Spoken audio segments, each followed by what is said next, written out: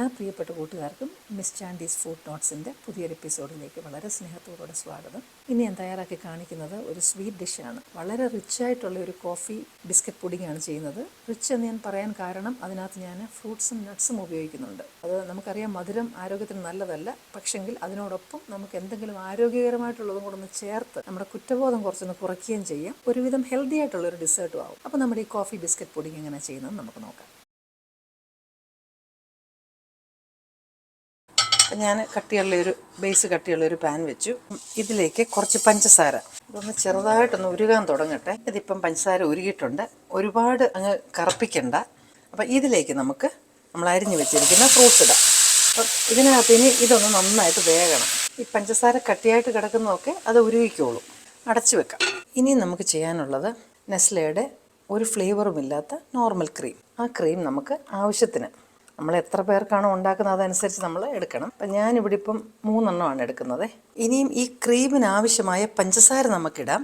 ഇനി അതല്ലെങ്കിൽ നമുക്ക് കണ്ടൻസ് മിൽക്ക് വേണമെങ്കിൽ ഒഴിക്കാം. അപ്പം ഞാനിപ്പോൾ കണ്ടൻസ് മിൽക്കാണ് ഒഴിക്കാൻ പോകുന്നത്. അത് നമ്മൾ ക്രീമിന് ഒരുവിധം നന്നായിട്ട് മധുരം വരണം, അങ്ങനെ നോക്കിയാൽ മതി. നമ്മുടെ മധുരത്തിന് ടേസ്റ്റ് അനുസരിച്ച് നമുക്ക് ചെയ്യാം. ഒരുപാട് മധുരം കൂടി പോകണ്ട. എന്നിട്ട് അതൊന്ന് മിക്സ് ചെയ്തതിന് ശേഷം അതിന് മധുരം ഉണ്ടോ നോക്കിയാൽ മതി.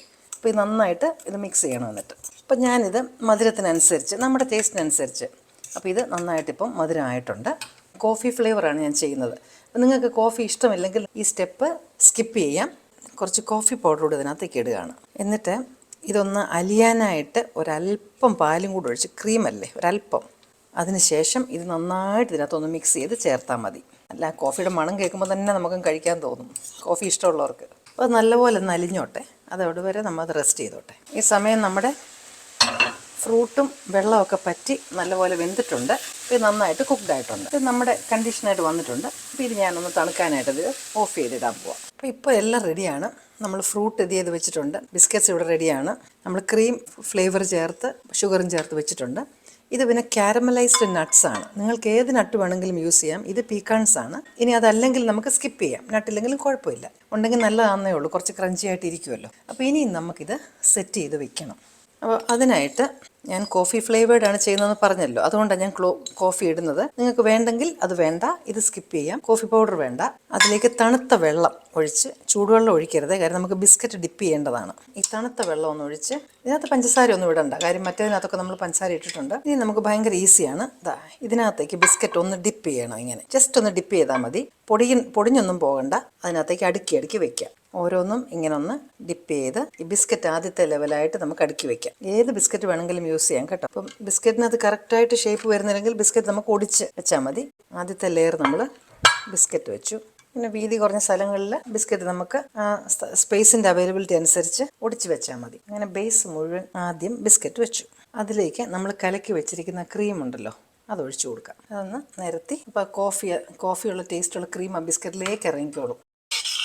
അതിനുശേഷം നമ്മൾ വെച്ചിരിക്കുന്ന ഫ്രൂട്ട്സ് ഉണ്ടല്ലോ, അതൊന്ന് നിരത്തി ഒന്ന് ഇട്ട് കൊടുക്കണം. അവിടെ ഇവിടെയുമായിട്ട് ഇട്ട് കൊടുത്താൽ. ഇതിന് മുകളിലേക്ക് നമ്മൾ ആ കാരമലൈസ്ഡ് ക്രഷ്ഡ് നട്ടില്ലേ, അതിടാം. ഇത് വാങ്ങാൻ കിട്ടും കേട്ടോ, കാരമലൈസ്ഡ് നട്ട്സ് വാങ്ങാൻ കിട്ടും.